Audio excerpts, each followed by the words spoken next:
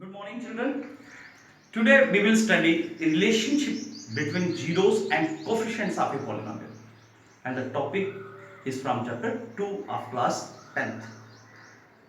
Before starting a relationship, first we should know what are zeros and what are coefficients. Do you know what are zeros? Zero is a value. If we put in the polynomial, the result comes to be 0. In other way, we can say it makes the polynomial equal to 0. And one more thing about zeros, it is not necessary that 0 is a 0 of whole numbers. It can be any number from our real number pattern. Now let's study what are coefficients. For this, let's compare it with the general form. Let us take coefficients.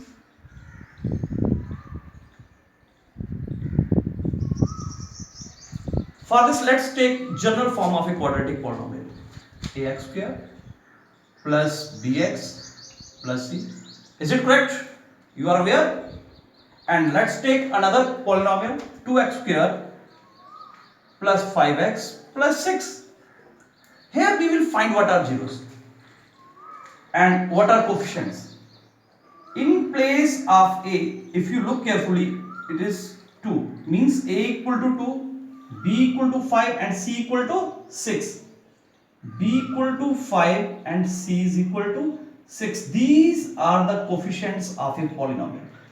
It means we have to find the relationship between these coefficients and zeros, whatever we find by splitting the middle term. We know the general form of a quadratic polynomial is ax square plus bx plus c. And for a quadratic polynomial, we know that we have two zeros.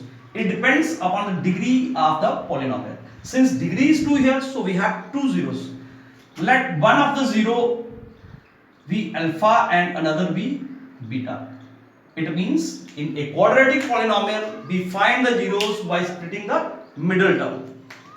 Then sum of zeros, alpha plus beta. If we compare with the coefficients, it is equal to minus b upon a.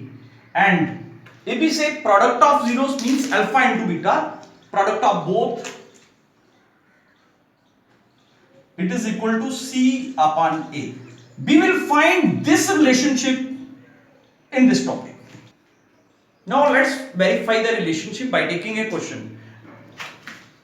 X square plus 11x plus 30.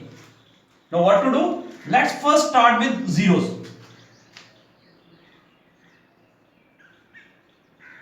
We know that if we split 11x into two zeros, let the two zeros be alpha and beta. And we have to split in such a way that sum of both the zeros should be equal to the same term. You have studied this in class 8th and class 9th. And product of zeros must be equal to the first term and the third term, means 30x square. So let's split it. It means we can split this polynomial into 5x plus 6x plus 30. Now you can check it. 5x plus 6x. Suppose this is alpha and this is beta. 6x plus 5x is equal to 11x. It satisfies the first criteria. And let's multiply 5 into 6, 30, x into x, x square. It also satisfies the second criteria. Now let's take the common. What is common in these two terms? It is x. We are left with x plus 5. And what about the common factor of these two terms? 6x plus 30. It is 6. We are left with x plus 5. Now one of the factor will be x plus 6 is equal to 0. And another will be out of these two, x plus 5 equal to 0. It means x is equal to minus 6 and x is equal to minus 5. We have two factors here, means x is equal to minus 6 and minus 5. These are the two zeros of this polynomial. Now let's come to the coefficients. Here we take this polynomial x square plus 11x plus 30 and let's compare it with the general form. Ax square plus bx plus c. Now the turn of comparing the coefficients. A equal to what? Is equal to 1. B equal to what? 11 and C is clearly 13.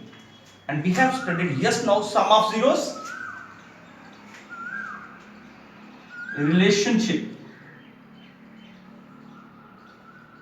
Sum of zeros means alpha plus beta